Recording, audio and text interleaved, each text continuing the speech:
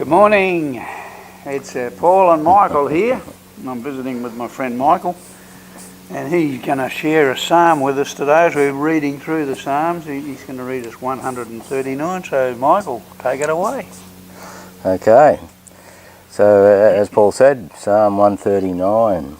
You know all about me is the heading of the psalm. For the pure and shining one, it's all from King David's poetic song. Lord, you know everything there is to know about me. You perceive every movement of my heart and soul. And you understand my every thought before it even enters my mind. You are so intimately aware of me. Lord, you read my heart like an open book. And you know all the words I'm about to speak. Before I even start a sentence, you know every step I will take before my journey even begins. Wow. Yeah, that's just so amazing, eh? Yeah. You know, when God knows every little thing about us before we even every word before we even speak it. He knew we were going to be sitting here today, didn't he? Yeah, he did. Amen. And, you know, every intimate part of us he knows. You know, that's just amazing. And you've gone into my future to prepare the way. And in kindness you follow behind me to spare me from the harm of my past. With your hand of love upon my life, you impart a blessing to me. This is just too wonderful, deep and incomprehensible. Your understanding of me brings me wonder and strength. Amen. Like, he's just so amazing, our God. You know, and he loves us so much that he gets to know us so deep. And even those intimate and so forth, parts of us, he just knows everything. And yeah, in verse 6, this is just too wonderful, deep and incomprehensible. Your understanding of me brings me wonder and strength. Where could I go from your spirit? Where can I run and hide from your face? If I go up to heaven, you're there. If I go down to the realm of the dead, you're there too. If I fly with wings into the shining dawn, you're there. If I fly into the radiant sunset, you're there waiting. Wherever I go, your hand will guide me. Your strength will empower me. It's impossible to disappear from you or to ask the darkness to hide me, for your presence is everywhere, bringing light into my life. There is no such thing as darkness with you.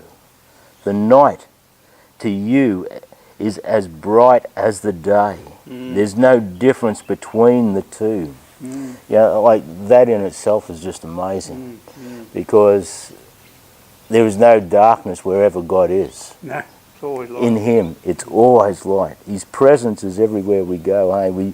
We can't even hide from him. Amen. You know, he's there. And that's why we can always call out to him. Amen. Amen. And just look to him wherever we are. No matter how dark a place we're in, How good is that? he's there for us to cry out to him. Wow. Yeah, it's just amazing.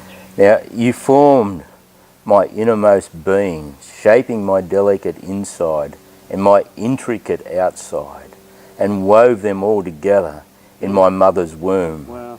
You know, like that's how much interest he takes in our lives, eh? You know, even when we were made in our mother's womb, he was there. You know, even during all that, and watching and caring for us. And I thank you, God, for making me so mysteriously complex. Everything you do is marvelously breathtaking. It simply amazes me to think about it, how thoroughly you know me, Lord. Yeah, you even formed every bone in my body. When you created me in the secret place, carefully, skillfully shaping me from nothing to something, you saw who you created me to be before I became me.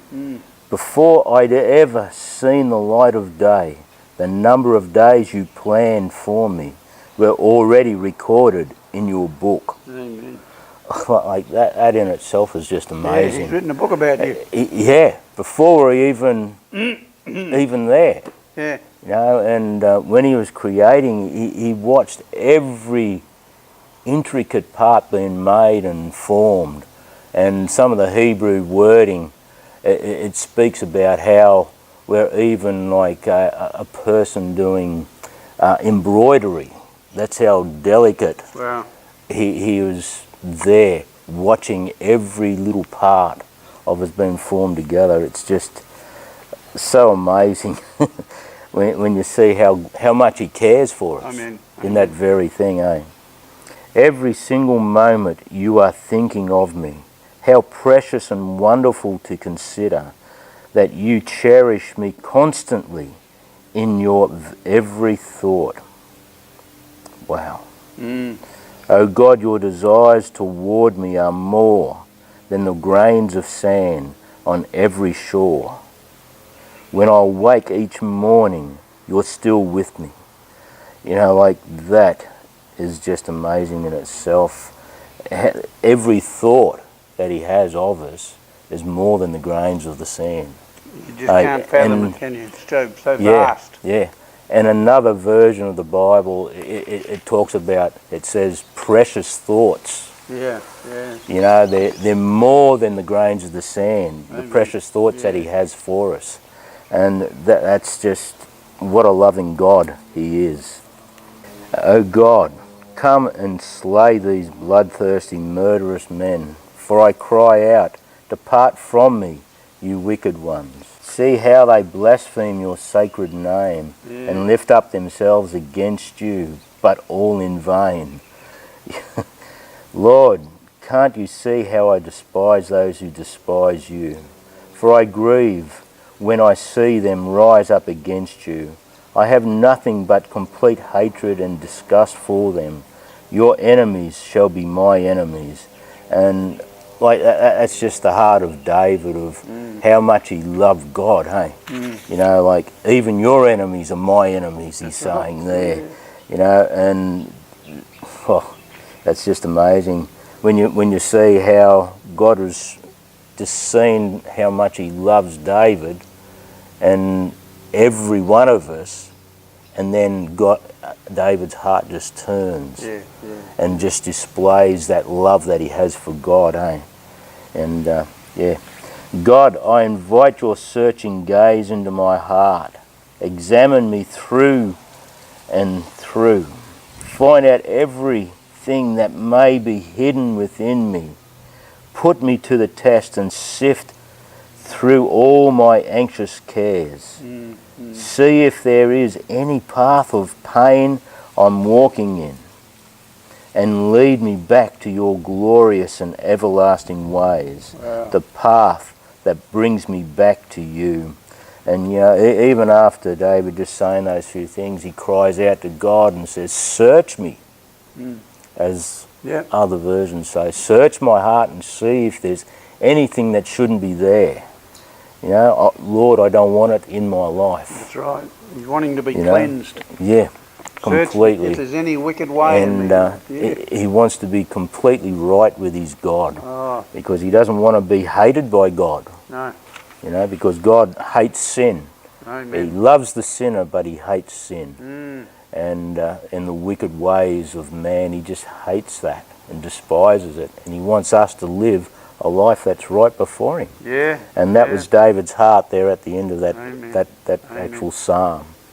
And it's Great psalm. Great. Oh, it is. It's got so many things in it, and David reveals them, lays them open for us.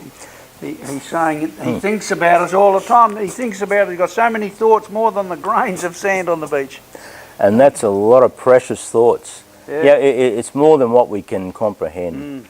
It's just billions and billions of precious thoughts, and it wouldn't matter how long we tried to think for, we can never think that many thoughts in our finite mind. The other thing I love in that is that he teaches us that he's already written a book about you. Yeah, it's there.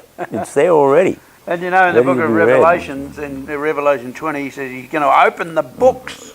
Yes. Not only the Lamb's book of life, but also the book that he wrote about you. See how Yeah. it matches up.